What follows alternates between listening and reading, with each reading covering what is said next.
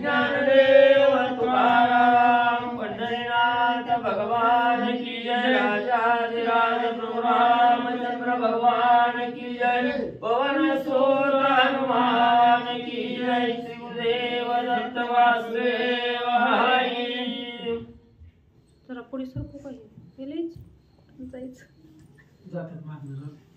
श्री गणेशाय नमः। श्री प्रभु रामचंद्राय नमः।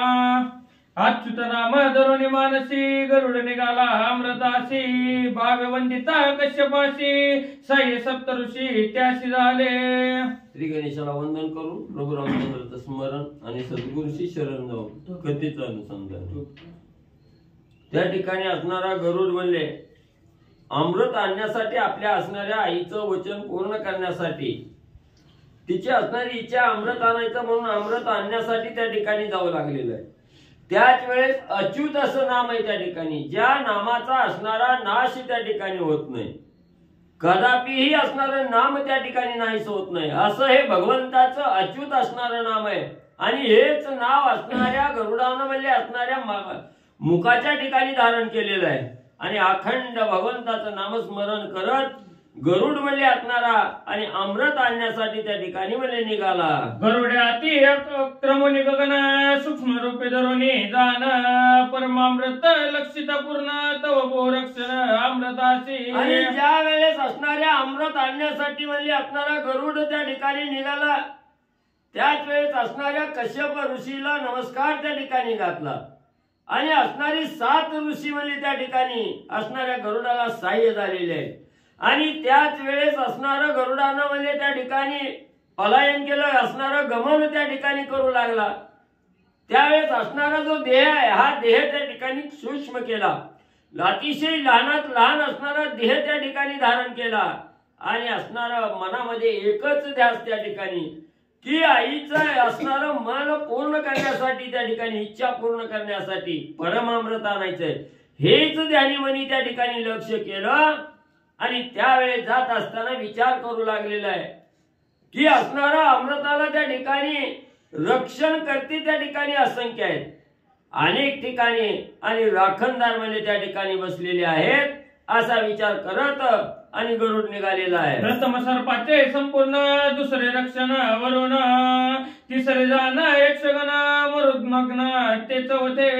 मग असणारा म्हणजे पहिल्यांदा जर जायचं असणाऱ्या अमृताकडे जायचं म्हटलं तर पहिल्यांदा असणारं रक्षण कोण आहे म्हणजे त्या अमृताला तर असणारे सर्प आहेत त्या ठिकाणी। आणि दुसरं असणारं रक्षण म्हणजे सर्पाच्या पुढे गेलं की असणाऱ्या वरुण राजाचं असणारं रक्षण आहे म्हणजे त्या ठिकाणी। त्याच्या पुढे असणारे यक्षगण आहेत त्या ठिकाणी रक्षणासाठी बसलेले आणि त्याच्या पुढे असणार आणि म्हणजे चौथं गण मरुद्गण म्हणजे त्या ठिकाणी आहे। 5वे रक्षण यमदूत, 6वे रक्षण शिवदूत, 7वे रक्षण विष्णुदूत, सावचित्त सर्वदा। आणि 5वं रक्षण म्हणजे अमृतासाठी सारखी म्हणजे असणारे यमदूत आहेत त्या ठिकाणी आणि त्यांच्या पुढे असणारं 6वं रक्षण हे महादेवाचे दूत म्हणजे त्या ठिकाणी आहेत आणि त्यांच्या पुढे गेलं तर 7वं असणारं रक्षण म्हणजे विष्णू भगवंताचे असणारे दूत आणि त्या ठिकाणी आहेत। म्हणून असणारा विचार म्हणजे त्या ठिकाणी आणि असणारा गरुड करू लागलेला आहे। गरुडे साधून या सवडी, कुंडी घालून या उडी, अमृत शोकून या तांतडी, अति दडाडी निघाला। मग एवढं म्हणजे त्या ठिकाणी रक्षण आहे हे मनामध्ये विचार त्या ठिकाणी केला, योग्य वेळ त्या ठिकाणी साधली गेली आणि आक्रमण त्या ठिकाणी केलं। गरुडानं असणारा म्हणजे त्या ठिकाणी वेळ साधली, असणारं त्या ठिकाणी आक्रमण केलं। ज्या कुंडीमध्ये असणारं परमामृत आहे त्या ठिकाणी त्या कुंडीमध्ये असणाऱ्या गरुडानं उडी त्या ठिकाणी घेतली आणि आपल्या चंचू वाट असणारं सर्व अमृत त्या कुंडातलं म्हणजे त्या ठिकाणी आणि म्हणजे शोषून म्हणजे घेतलं। तव झाला हाहाकार, पक्षी नव्हे हा अमृत चोर, क्रोध उठिले विकार, शस्त्र संभार सुटले। मग असणारा म्हणजे आपल्या चुचीनं म्हणजे सर्व अमृत त्या ठिकाणी शोषून घेतलं आणि असणारं म्हणजे उड्डाण करून म्हणजे असणारा गरुड म्हणजे झडकन त्या ठिकाणून निघू लागला। तेव्हा सगळ्यांनी बघितलं, सगळीकडे एकच गोंधळ त्या ठिकाणी झाला। हा असणारा पक्षी नाही म्हणले, हा असणारा अमृत चोर आहे, अमृत चोरण्यासाठी म्हणजे पक्षाच्या रूपाने म्हणजे या ठिकाणी आलेला आहे। म्हणून असणारे सापही त्या ठिकाणी खवळले गेले आणि असणारा सगळीकडे असणारा म्हणजे ते रक्षण करते होते. त्याने आपापली असणारी शस्त्र त्या ठिकाणी आणि मला सज्ज केली. गरुड पंखाच्या जडाडी राखणे मूर्छित बापुडी शस्त्र पडती उबडी सर्प कडाडी धाविनले. मग गरुडानं ज्या वेळेस अमृत शोषून त्या ठिकाणी घेतलं, झडकन उड्डाण म्हणजे त्या ठिकाणी मारलं. त्या अमृतासाठी जे रक्षण करते असणारे गण होते, त्या गरुडाच्या असणाऱ्या पंखाच्या झाडपानं म्हणजे त्या ठिकाणी मूर्छना येऊन त्या ठिकाणी पडली. हातातली शस्त्र बी म्हणजे तशीच खाली गळून त्या ठिकाणी पडली. त्यांना भानच म्हणजे त्या ठिकाणी राहिलं नाही. एवढा असणाऱ्या गरुडाच्या झडपाचा वारा त्या ठिकाणी लागला. राग शोभिता विकारी नखाग्र गाई त्या विदारी नकुळ पावला साकारी सर्प मादारी छेदित. मग त्या ठिकाणी असणारा रागाला म्हणजे त्या ठिकाणी असणारा गरुड गेला ना आपल्या असणाऱ्या नाकानं म्हणजे सगळ्याचं असणारं अंग म्हणजे त्या ठिकाणी विदारण करू लागलं. त्याच वेळेस असणारा नकुल म्हणजे असणारा मुंगस म्हणजे त्या ठिकाणी सहाय्यासाठी आलं.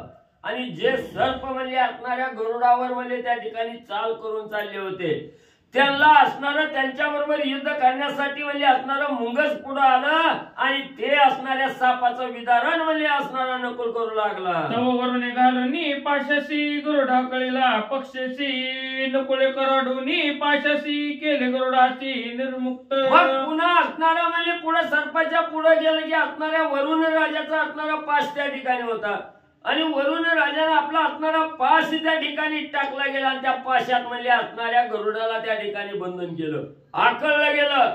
ते असणाऱ्या मुंगसानं बघितलं, नकुळानं त्या ठिकाणी बघितलं. त्याला जे असणारा पाश म्हणजे वरुण राजाने टाकलेला होता तो पास असणाऱ्या मुंगसानं म्हणजे त्या ठिकाणी कुरतरला गेला आणि गरुड मुक्त म्हणजे केला. गरुड झडकोनी यावरून अशी उडविला तो आकाशे भवंडोनी दाय दिशी पडे पृथ्वीशी मूर्छित. मग असणाऱ्या पाशातून म्हणजे गरुड ज्या वेळेस मुक्त झाला तेव्हा असणाऱ्या वरुणावर म्हणजे त्या ठिकाणी झडप मारली. वरुणावर असणारी झडप त्या ठिकाणी मारली. वरुणाच्या असणाऱ्या तोंडावर म्हणजे पाकाचा मारा म्हणजे त्या ठिकाणी आणि म्हणजे दिला. राख नाहीत आपापरी विधाईले नखागरी नकुळ केवळ सरपारी नानापरी छेदिले. मग असणारे जे राखणदार त्या ठिकाणी होती, हे राखणदाराची फटफटीती म्हणजे असणाऱ्या गरुडानं त्या ठिकाणी केलं.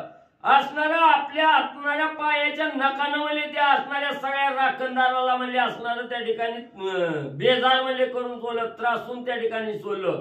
आणि त्याच वेळेस असणारा नकुल म्हणजे गरुडाला सहाय्य त्या ठिकाणी झाला आणि त्यानं असणाऱ्या सर्पाला म्हणजे त्या ठिकाणी त्रासून सोडलं. हे करोनी रणकंदन गरुड वळंगला सर्प गगन करोनी अमृत पान वाळवा बळवाहन चालिला. मग अशा प्रकारे असणाऱ्या गरुडानं म्हणजे नकुलाच्या साह्यानं म्हणजे असणारं युद्ध म्हणजे त्या ठिकाणी केलं, सगळ्याला म्हणजे बेजार करून त्या ठिकाणी सोडलं. त्याच वेळेस असणारा गरुड म्हणजे त्या ठिकाणी असणाऱ्या सर्पाकडे म्हणजे त्या ठिकाणी गेला आणि सर्पाला म्हणजे त्या ठिकाणी मारू लागला. त्याच वेळेस असणाऱ्या गरुडानं म्हणजे असणारं ते अमृत म्हणजे त्या ठिकाणी घेतलं आणि सगळ्यावर विजय गाजवून असणारा बलवान असणारा गरुड अमृत घेऊन म्हणजे निघाला. हा कवा जिंदली वैकुंठी कोपे चालिला दुर्जटी देवांच्या कोट्यानं कोटी अमृतासाठी धाविनल्या. मग पुन्हा म्हणजे असणारा या ठिकाणी अमृत म्हणजे चोरून म्हणजे गरुड घेऊन जाऊ लागलेला आहे. ही असणारी बातमी म्हणजे वैकुंठाच्या ठिकाणी म्हणजे गेली. महादेवजीला त्या ठिकाणी कळालं गेलं आणि त्याच वेळेस महादेवजी म्हणजे असंख्य देव म्हणजे कोट्यावधी देव घेऊन त्या अमृताचं रक्षण करण्यासाठी अमृत म्हणजे आपलं प्राप्त परत घेण्यासाठी म्हणजे धावू लागले. वेगी बैसुनी सुरगजासी इंद्रदाविंदला वेगेसी वज्राहनीले गरुडासी रे वज्रासी गिळीले. मग त्याच वेळेस असणारा इंद्रवी म्हणजे त्यांच्या बरोबर त्या ठिकाणी होता आणि गरुड म्हणजे आपला अमृत घेऊन त्या ठिकाणी जाऊ लागला. इंद्रानं बघितलं, इंद्राला राग आला, हातामध्ये वज्र होतं. ती वज्र म्हणजे असणाऱ्या गरुडाला आणि त्या ठिकाणी म्हणजे हाणलं गेलं. गरुड पंखाच्या जडाडी इंद्राची वळली मरकुंडी गज पळाले कडाडी देवांच्या कोडी पळाल्या. मग जे असणारं वज्र म्हणजे असणाऱ्या इंद्रानं म्हणजे त्या ठिकाणी मारलं, ते वज्र म्हणजे असणाऱ्या गरुडानं गिळंकृत म्हणजे त्या ठिकाणी केलं आणि आपल्या असणाऱ्या पकानं म्हणजे इंद्राला म्हणजे त्या ठिकाणी मारा दिला. जेव्हा असणारं त्या ठिकाणी मारू लागलेला आहे गरुड म्हणजे पंखाने इंद्राला, तेव्हा इंद्राला काही त्या ठिकाणी कळलं. मुरकुंडी वळली, गपचिप म्हणजे त्या ठिकाणी खाली म्हणजे पल्ला गेला. गरुड पंखाचा पवन देवा नाटवे निजस्थान वाहटुळी माझी रजकन तैस सुरगन ब्रह्मचक्री. आणि जेव्हा गरुडानं म्हणजे आपले पंख म्हणजे त्या ठिकाणी फडफडायला चालू केलं तेव्हा असणाऱ्या देवाला एवढं त्रासून त्या ठिकाणी सोडलं की देवाला कुठं जावं कुठं नाही ही बी त्या ठिकाणी कळना. आपलं ठिकाण कुठं ही बी म्हणजे त्या ठिकाणी कळना गेलं. जसं म्हणजे असणाऱ्या वावटळी यावी त्याच्यात पाला पाचोळा जसा आकाशात म्हणजे घरघरा फिरतो तसं ह्या गरुडाच्या पंखाच्या झाडपानामध्ये असणाऱ्या वाऱ्यासारखी अवस्था म्हणजे असणाऱ्या देवाची होऊ लागली. यमदाविन्नला कोपेशी दंड्या आणले गरुडाशी ते निघिले यमदंडाशी मग यमाशी दंडिले. मग असणाऱ्या यमानं बी म्हणजे पुन्हा म्हणजे असणारा यम धावून यमानं आपला दंड म्हणजे त्या ठिकाणी गरुडाला हाणला गेला. तो यमाचा यमदंड ही असणाऱ्या गरुडानं म्हणजे त्या ठिकाणी गिळून टाकला. यमे जाचिले भूताशी गरुडे गांजिले यमाशी करून आकाशाविषयी यमधुळीशी मिळविला. मग यम हा असणाऱ्या जगाला म्हणजे त्या ठिकाणी त्रास देणारा म्हणजे यम आहे. पण त्या यमाला एका गरुडानं म्हणजे त्या ठिकाणी त्रासून सोडलं. यम कासा 20 त्या ठिकाणी झाला. असणाऱ्या गरुडानं म्हणजे एका पक्षानं म्हणजे यमाला धुळीला म्हणजे त्या ठिकाणी आणि मिळविलं गेलं. यमगांजला नाना परी कोण जावे ना कैवारी जे कोणी कुबेर पळे दुरी सौजन्य करी गरुडाशी. मग यम म्हणजे त्या ठिकाणी त्रासून गेलेला यमाला म्हणजे असणारा साह्य म्हणजे कोणच त्या ठिकाणी होईना तवा असणारा म्हणजे कुबेर त्या ठिकाणी पुढे आला. कुबेर म्हणजे त्या ठिकाणी गेला. कुबेराने विचार केला आता म्हणजे भांडण करून म्हणजे त्या ठिकाणी उपयोग नाही म्हणून असणारा कुबेर गरुडा बरोबर असणारा संगनमत करू लागला. सौजन्य त्या ठिकाणी गरुडाला दाखवू लागला. बंधमोचन मातेशी अमृत जावया कदुशी दाढीन मणिमय कलशाशी अमृताशी सांडवन. आणि असणारा कुबेर त्या ठिकाणी बोलू लागलेला हे गरुडा म्हणजे असणारं बंधमोचन म्हणजे असणाऱ्या विनंतीचं त्या ठिकाणी करायचंय. असणाऱ्या कद्रूचं त्या ठिकाणी करायचं. विनंतीच्या असणाऱ्या म्हणजे तावडीत असणारी कद्रू त्या ठिकाणी आहे म्हणून म्हणजे कद्रूला असणारा अमृत देण्यासाठी जाऊ लागलेला आहे. तर तू म्हणजे एवढी पळापळी त्या ठिकाणी करू नको. तुला सुंदर असा मणिमय असणारा कलश भरून म्हणजे अमृत म्हणजे तुझ्या हातात त्या ठिकाणी देतो. तू घेऊन म्हणजे जा. श्री गणेशाय नमः. श्री प्रभू रामचंद्राय नमः. दैत्य दानव गरुड पंखाचे झडाडी दिग्गज राणी पळाली बापुडी सुरासुरांची आकोडी देशधडी केलिया. मग गरुडानं एवढं म्हणजे त्रासून त्या ठिकाणी सोडलं. जे म्हणजे दिग्गज त्या ठिकाणी 8 दिशेला म्हणजे दिग्गज होते ते दिग्गज सुद्धा म्हणजे असणाऱ्या गरुडाचा धाक त्या ठिकाणी घेतला. रान म्हणजे त्या ठिकाणी पळून म्हणजे जाऊ लागले. दैत्य दानव महाबळी तेही मारिले रणकल्लोळी दाके सर्पा गेले पाताळी आतुरबळी विनतात्मज.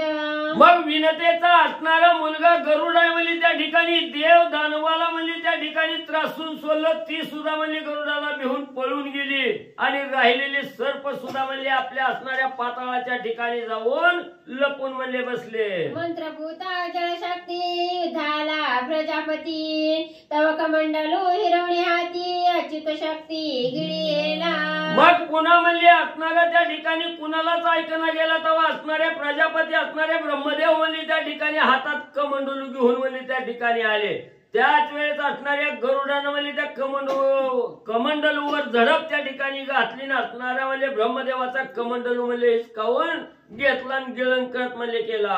पित्याचा पिता भीड राखली धर्मार्था गेरवी गरुड घोळसीता घडीन लागता ब्रह्मयासी. मग म्हणजे त्या ठिकाणी असणारा गरुडानं म्हणजे असणाऱ्या ब्रह्मदेवाला का म्हणजे त्या ठिकाणी मारलं नाही किंवा का ताडण त्या ठिकाणी केलं नाही तर असणारा गरुडाचा म्हणजे असणाऱ्या बापाच्या बापाचा बाप म्हणजे त्या ठिकाणी म्हणजे आजा म्हणून म्हणजे असणारी त्या ठिकाणी भीड म्हणजे ब्रह्मदेवाची त्या ठिकाणी राखली. मोठ्याचा सन्मान करावा याचा विचार म्हणजे गरुडानं त्या ठिकाणी केला.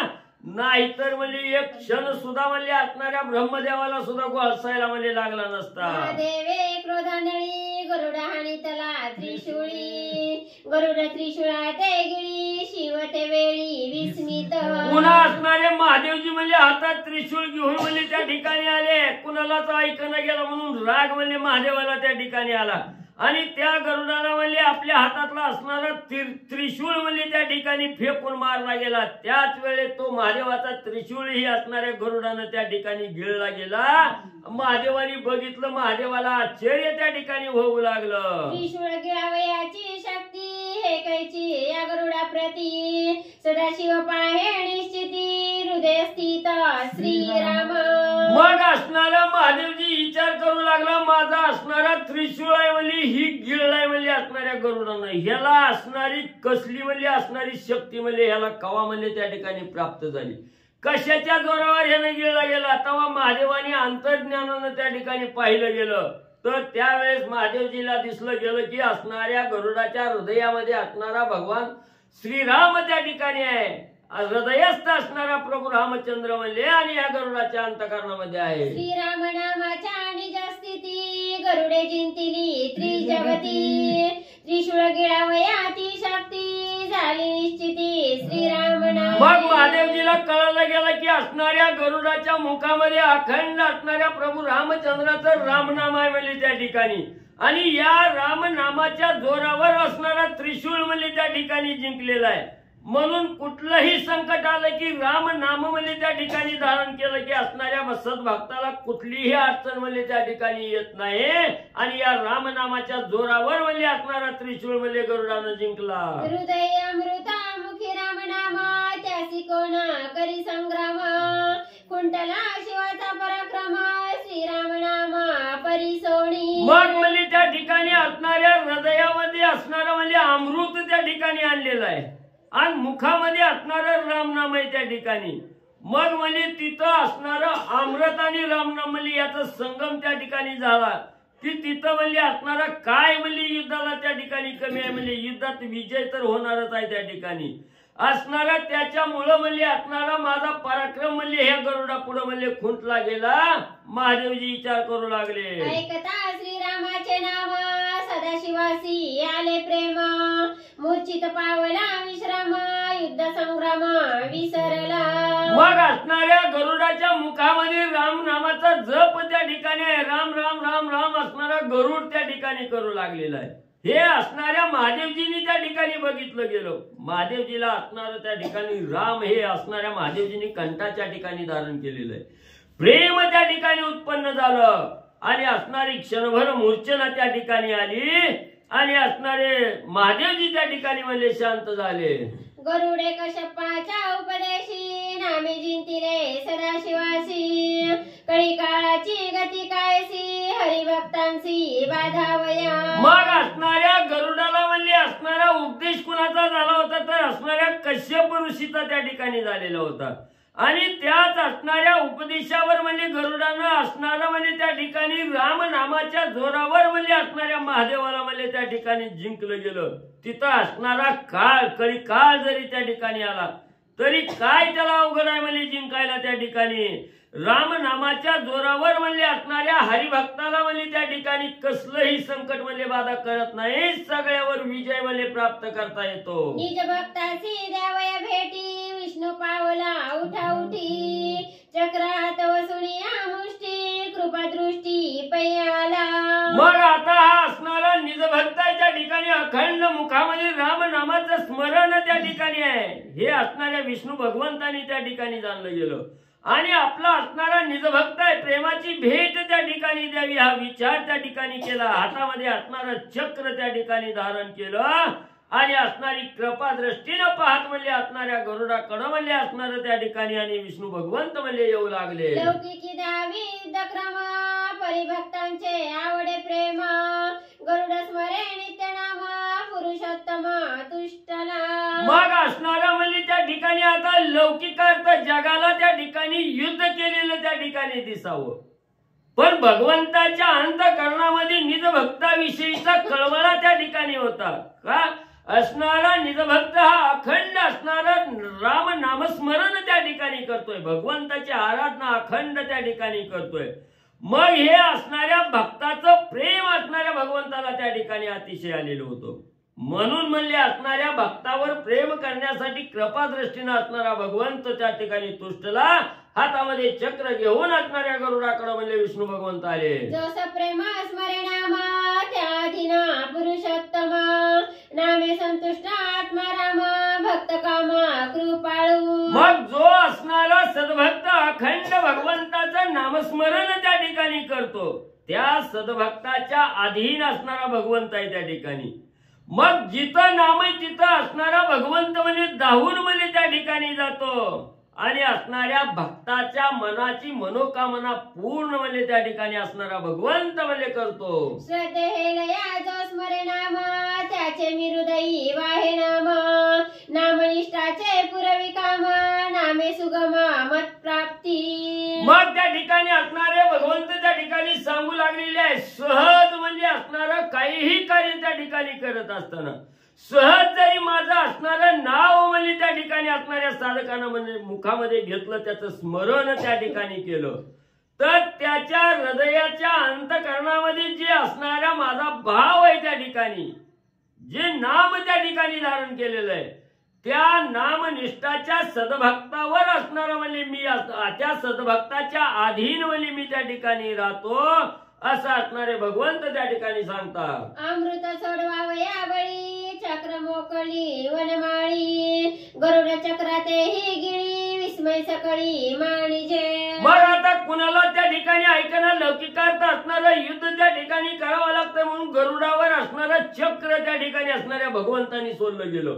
भगवंताचं चक्र ही असणाऱ्या गरुडानं एका क्षणात म्हणजे त्या ठिकाणी आणि गिळलं गेलं. दैत्य दानवा मंडळी विष्णू चक्रा सगळे गिळी ऐसा कोणी नाही बळी आतुर बळी हा गरुड. मग त्या ठिकाणी असणाऱ्या विष्णू भगवंताच्या हातातील चक्र गिळणारा म्हणजे त्या ठिकाणी दैत्य दानव मानव ही कोण म्हणजे कुणाच्यातच म्हणजे एवढं सामर्थ्य त्या ठिकाणी नाही. एवढं अगाध सामर्थ्य म्हणजे त्या ठिकाणी एवढा आतुरबळी असणाऱ्या गरुडानं म्हणजे असणाऱ्या विष्णू भगवंताचं चक्र आणि म्हणजे गिळलं गेलं. विष्णू चक्राचा महामार घाय निर्दाळीत असुर चक्र त्रैलोकी दुर्धर गरुडे ते चक्र घट्ट केले. मग असणारं म्हणजे विष्णू भगवंताचं असणारं म्हणजे चक्र आहे ह्याचा असणारा महामार म्हणजे असणाऱ्या राक्षसाला म्हणजे त्या ठिकाणी एका घाव लागल्याबरोबर म्हणजे असणारं निर्दळन म्हणजे राक्षसाचं करणारं चक्र आहे त्या ठिकाणी. त्रैलोक्यामध्ये सगळ्याला असणारा धाक म्हणजे हे असणाऱ्या भगवंताच्या चक्राचा आहे त्या ठिकाणी आणि ते असणारं एवढं दुर्धर असणारं चक्र म्हणजे गरुडानं आणि त्या ठिकाणी गिळलं गेलं. स्मरता राम हरी गोविंद नामापासी परमानंद त्यासी बाधून शके द्वंद्व द्वंद्व निर्द्वंद्व हरिनामे. निष्ठ म्हणजे असणाऱ्या सद्भक्तानं म्हणजे राम हरी गोविंद हे जर नाव म्हणजे मुखामध्ये त्या ठिकाणी घेतलं त्या नावाजवळ असणारा परमानंद असणाऱ्या भगवंताचा म्हणजे त्या ठिकाणी आहे. जिथं जिथं असणारं हरी गोविंद नाव म्हणजे त्या ठिकाणी घेतलं जातं तिथं असणारा भगवंत म्हणजे दाहून म्हणजे त्या ठिकाणी जातो. त्या सद्भक्ताला कसलंही द्वंद्व कसलंही दुःख म्हणजे त्या ठिकाणी बाधा होत नाही. द्वंद्वाचं निर्द्वंद्व करणारं दुःख नाहीच करणारं असणारं भगवंत आणि त्या ठिकाणी म्हणजे आहे. नित्य नामाचा आणि जगजर त्या अधीना चक्रधर भक्ता बाधून शके चक्र हरिसाचर त्यापासी. मग नित्य असणारा नामाचा गजर म्हणजे करणारा जो साधक आहे त्या साधकाच्या अधीन हे असणाऱ्या भगवंताचं विष्णू चक्र म्हणजे त्या ठिकाणी आहे. ते असणारं चक्र म्हणजे ज्याच्या जवळ असणारं नामधारक आहे जो साधक त्याला हे चक्र म्हणजे काहीही म्हणजे बाधा त्या ठिकाणी करू शकत नाही. असणारं चक्र म्हणजे त्याचा असणारा सांभाळ त्या ठिकाणी करतं. त्या असणाऱ्या सद्भक्ताला दुःखातून बाहेर म्हणजे असणारं चक्र त्या ठिकाणी काढतं. एवढा असणाऱ्या चक्राचा महिमा ग्रंथ करते सांगू लागले. नाम स्मरता निरंतर तयापासी अहोरात्र गरटी करी विष्णू चक्र विघ्न दुर्धर निवटावया.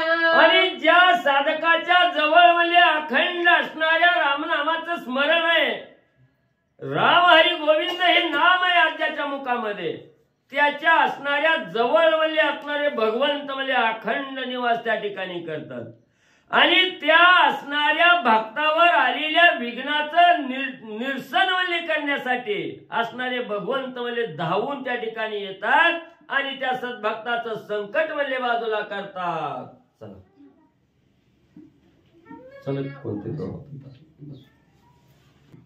देवा भक्ता नाही अंतर त्यापासी तो निरंतर या लागी बाजू न शके चक्र चक्र दुर्धर भक्ता.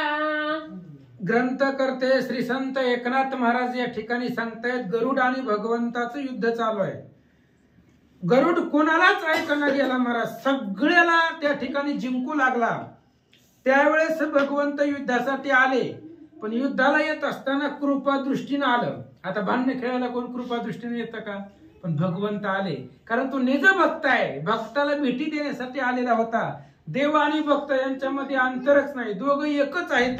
त्याच्यामुळं भक्तापाशी निरंतर देव आहे. भक्तानं हाक मारली की देव लगेच येतो. हाके सरशी उडी घालून या स्तंभ फोडी. प्रल्हादानं हाक मारली खांबात ना आला. त्याच्यामुळं देव भक्ताच्या जवळच आहे. म्हणून भगवंताचं चक्र भक्ताला बांधू शकत नाही. मग कुणाला बाधत? चक्राची भीती कुणाला वाटते?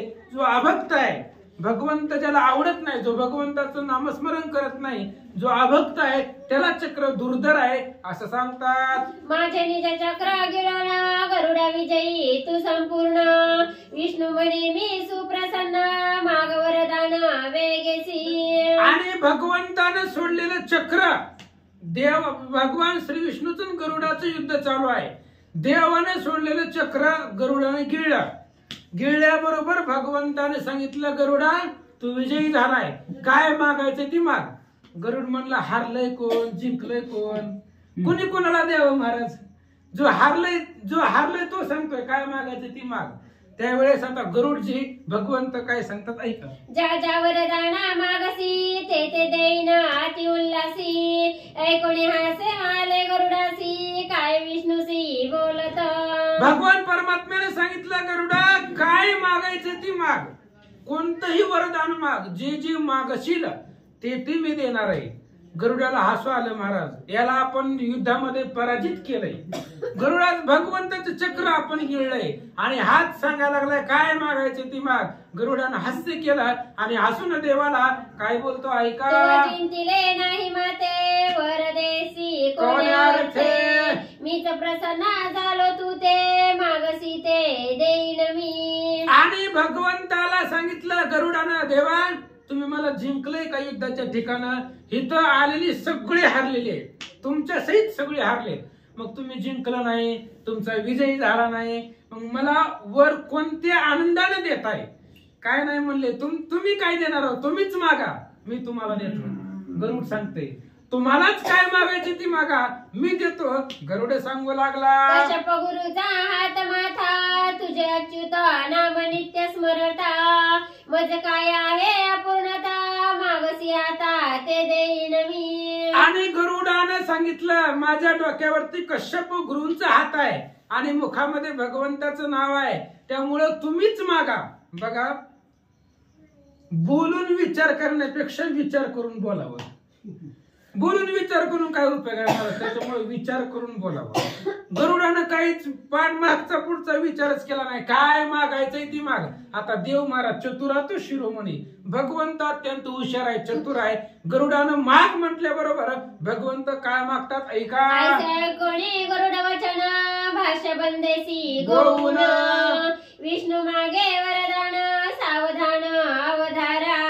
आणि भगवंताला हीच पाहिजे होतं महाराज, गरुडानंच आपल्याला वरदान माग म्हणावं, म्हणून त्याला लगेच शब्दामध्ये अडकवलं. देतोय, मला देतो, ठीक आहे म्हणली, वचन देतोय म्हणून. मग लगेच गरुडानं सांगितलं देवा मागा, काय मागायचंय ती. शब्दामध्ये गरुडाला अडकवलं आणि भगवंत काय मागतात ऐका. तरी गरुडा होई माझे वाहन नुलंगावे माझे वचन नित्य व्हावे मज अधीन हे वरदान मज देई. लगेच भगवंतानं मागितलं गरुडा माग म्हणतोय तर हे बघ, आजपासून तू माझं वाहन हो, मी तुझ्या असणाऱ्या पृष्ठीवरती बसेल आणि माझी आज्ञा कधीच उल्लंघन करायची नाही.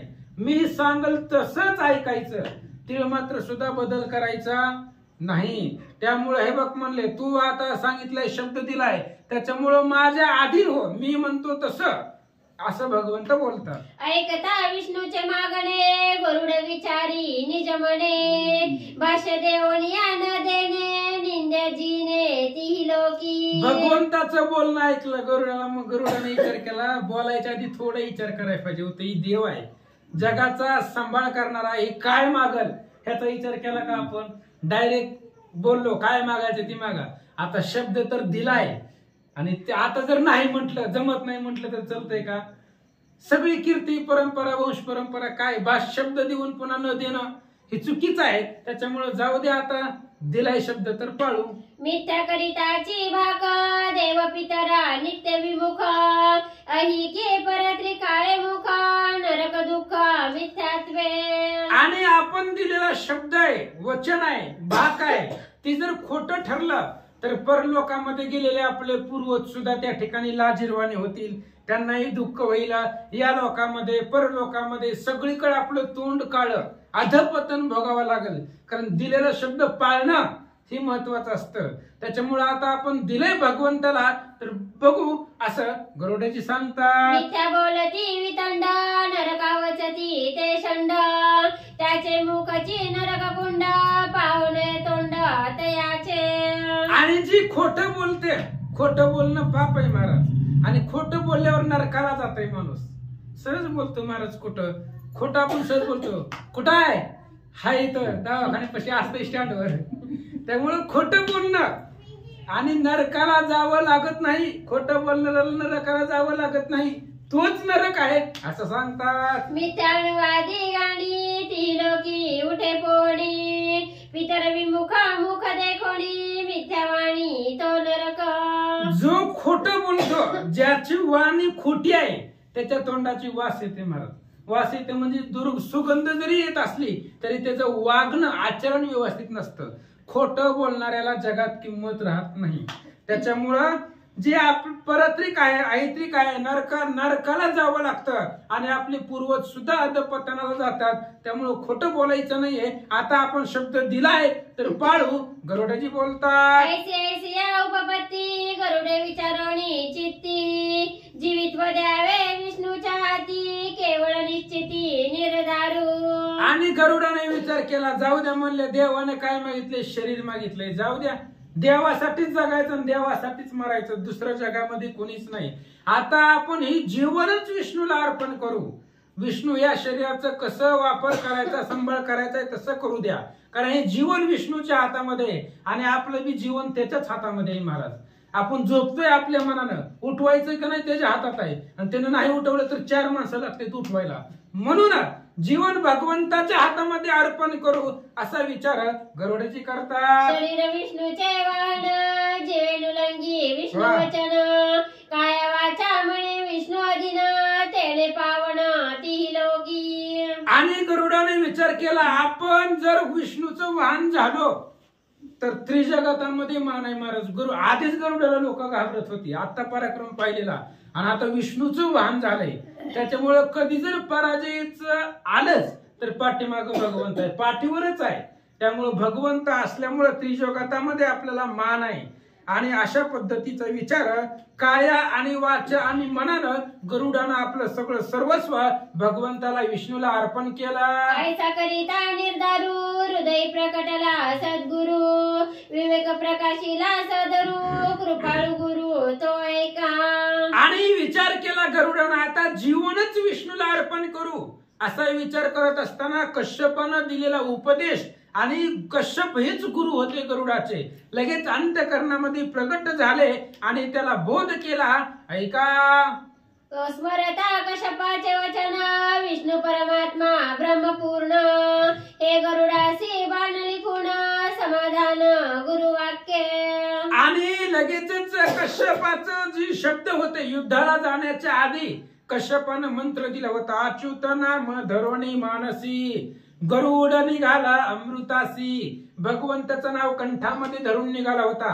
आणि कश्यपाने सांगितलं होतं, युद्ध करत असताना तू विष्णूच्या अधीन होशील. आणि गरुडानं तेच विचार केला महाराज, भगवंताच्या अधीन व्हायचं, आपलं सर्वस्व त्यांना अर्पण करायचं. आणि कश्यपाची जी खून आहे, विष्णू परमात्मा परिपूर्ण विष्णू हा पूर्ण परमात्मा भगवंत आहे. गरुडाच्या लक्षामध्ये आलं. गुरुवाक्य बोध स्थिती सकळ भयांची निवृत्ती. गुरुवाक्य यश कीर्ती विजय प्राप्ती. गुरुवाक्य गुरुचं वाक्य आहे. काय वाक्य आहे? भगवंत विष्णूच परमात्मा आहे आणि त्याचं नाव मुखामध्ये धर, जगामध्ये विजय मिळेल. महादेवाचं सुदर्शन आजपर्यंत कुणी गिळलं? पण गरुडाने गिळलं. राम नामाच्या आवृत्तीवरती गिळलं. त्याच्यामुळे गुरुच्या वाक्यानं विजय आहे.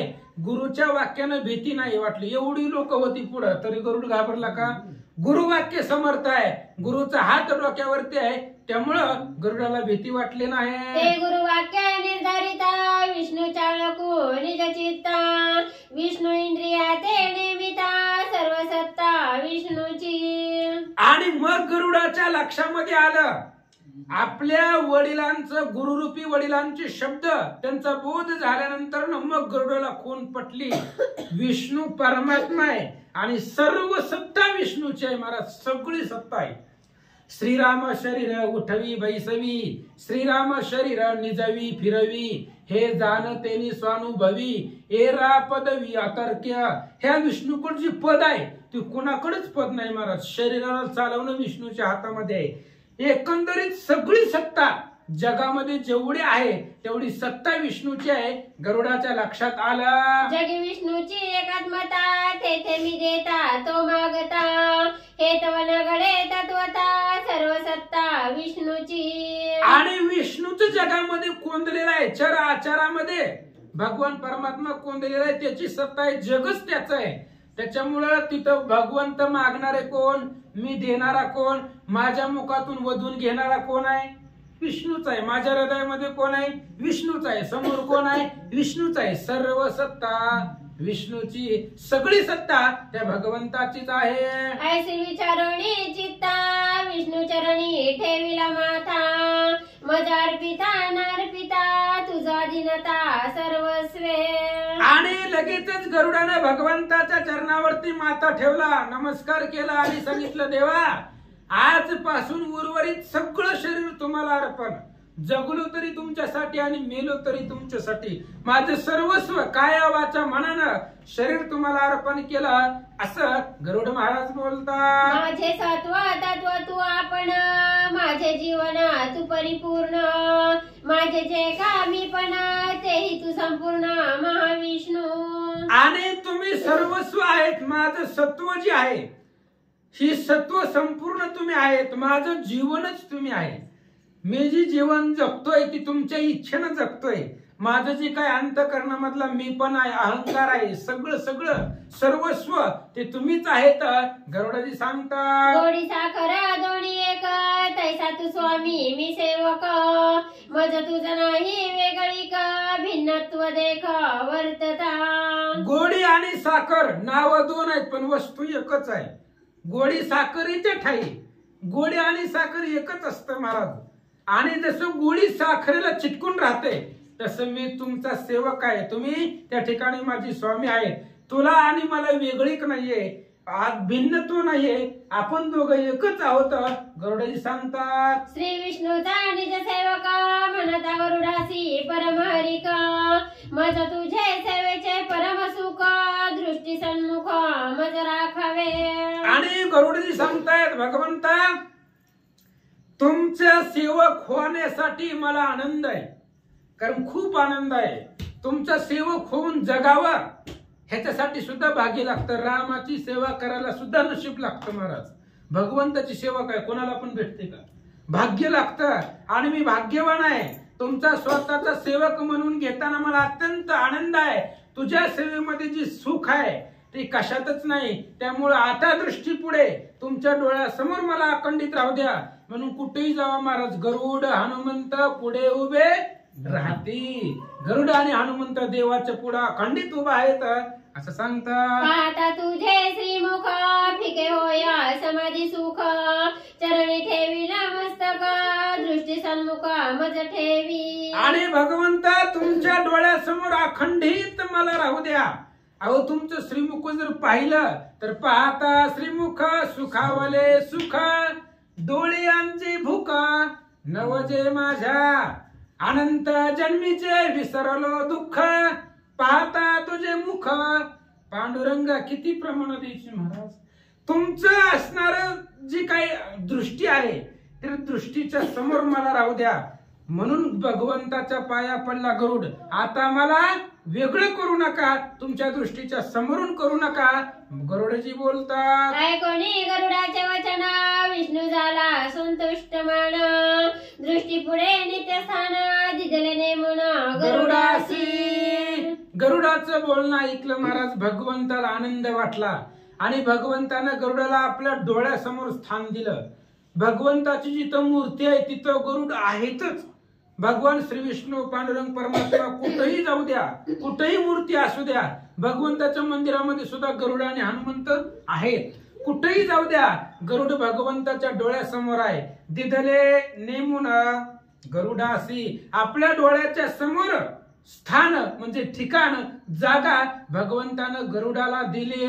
गरुडे पृष्ठी दिदले देवासी. देवे दृष्टी दिदली गरुडासी. उल्हास देवा भक्तांसी गरुड हरी सेवेसी विनटला. गरुडानं शरीर दिलं, सर्वस्व अर्पण केलं आणि भगवंतानं गरुडाला दिव्य दृष्टीही दिली आणि त्याच्या दृष्टीपुढे अखंड भगवंतही दिला.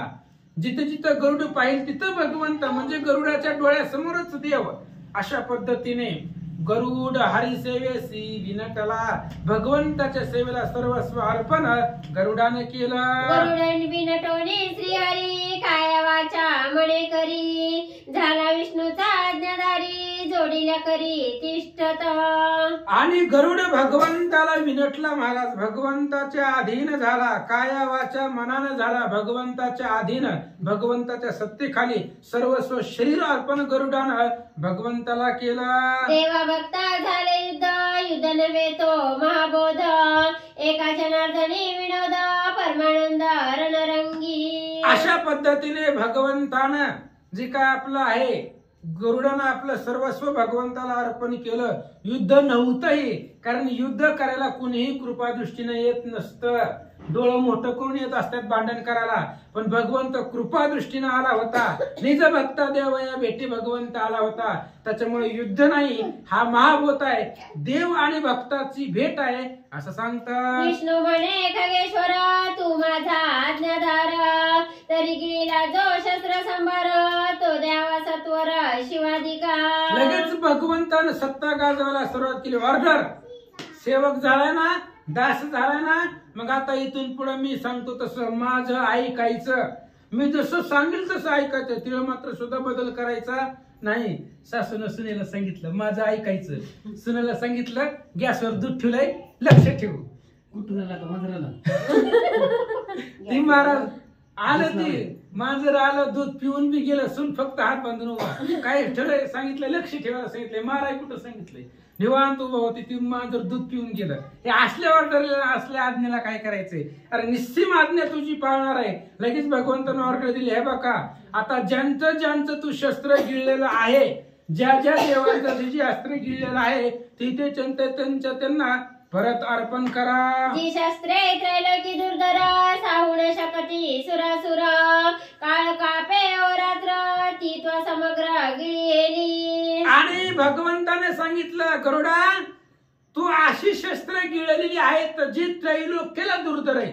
भगवान श्री विष्णूचं चक्र, महादेवाचं त्या ठिकाणी असणार त्रिशूळ, यमाचे यमदंड भयंकर आहेत महाराज. यमाचे यमदंड वाजतील माथा तेव्हा तुझं सोडविता कोण आहे. त्याच्यामुळे यमाचं यमदंड गिळलाय, वरुणाचे पास सगळं गिळलेलं आहे.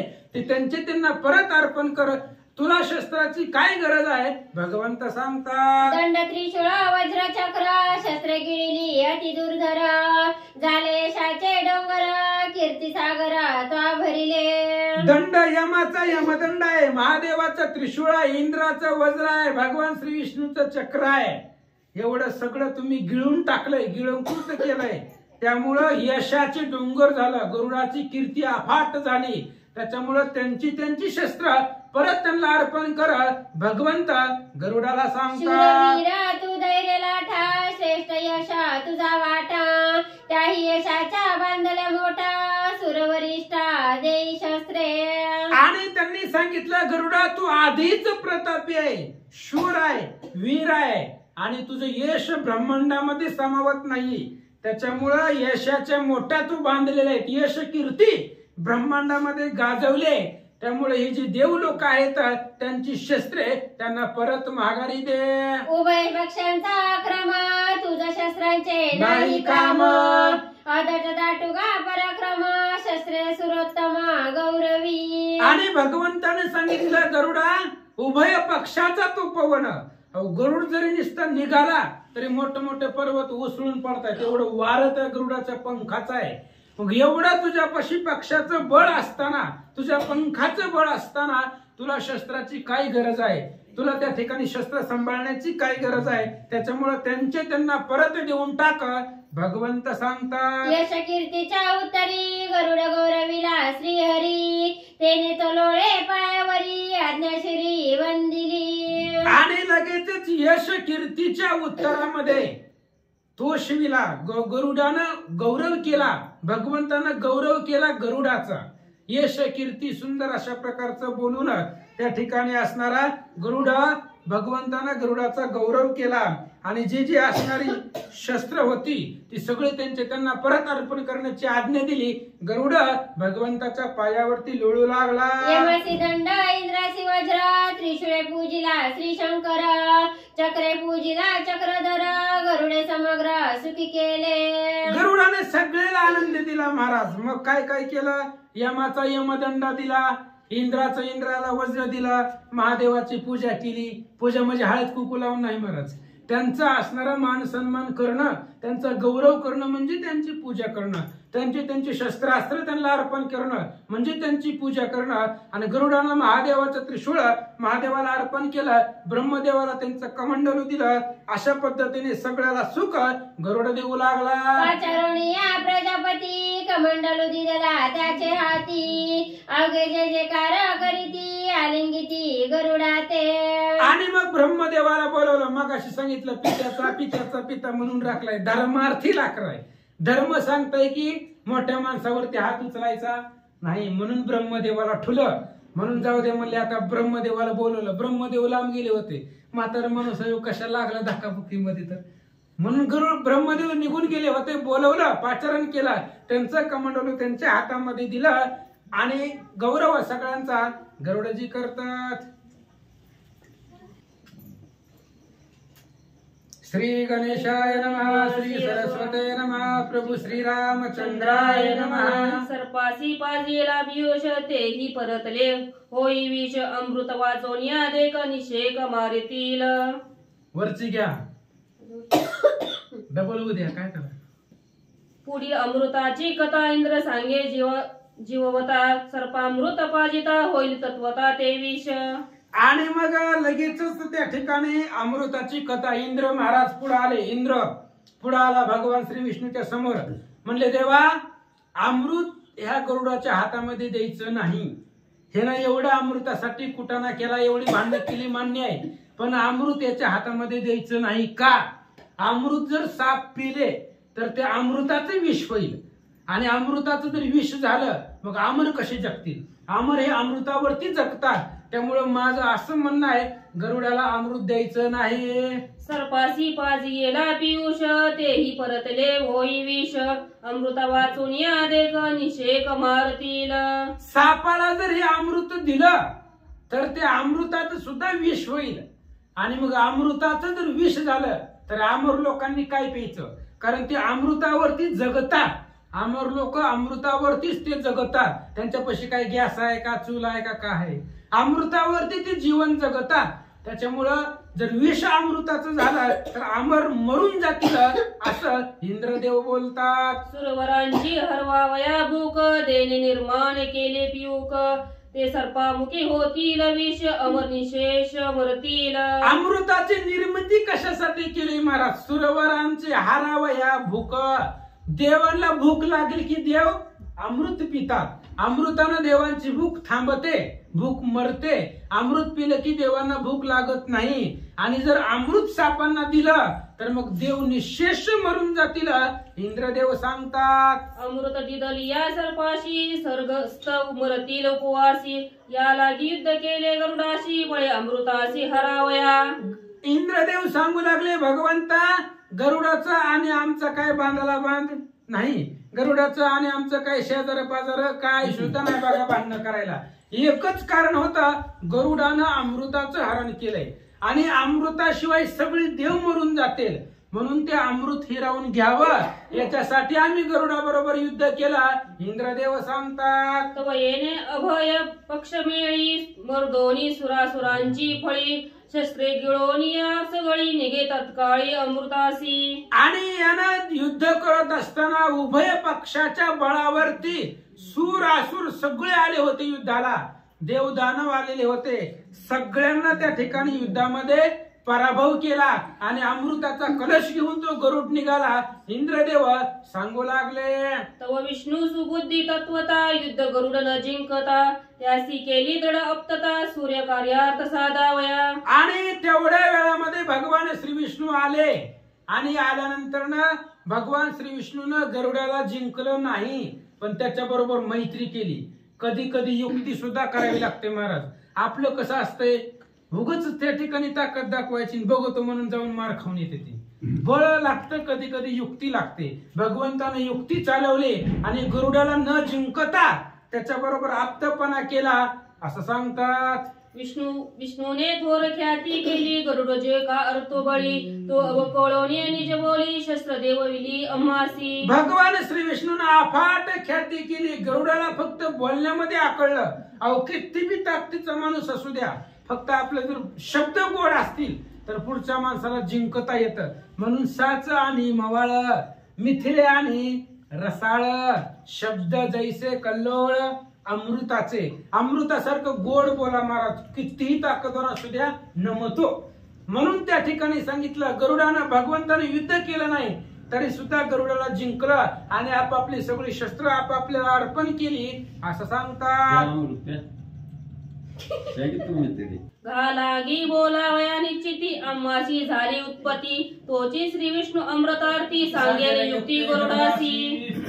असो पांडुरंगा करो प्रथम नम्र दुसऱ्या चरण संतांच्या त्यांच्या कृपाशीर्वादाने कथेचं विस्तारू. बाबाजी सद्गुरू दास तुका बसलेले सर्व श्रोते मंडळी साधू संत यांना साष्टांगपणे पाठ करून कथेला सुरुवात. कथेचं अनुसंधान आहे, गरुडजीने अमृत घेतलेलं आहे, कुबेरजीने त्यांना कलश दिलेला आहे, त्या कलशामध्ये अमृत आहे घेऊन चाललेले आहेत.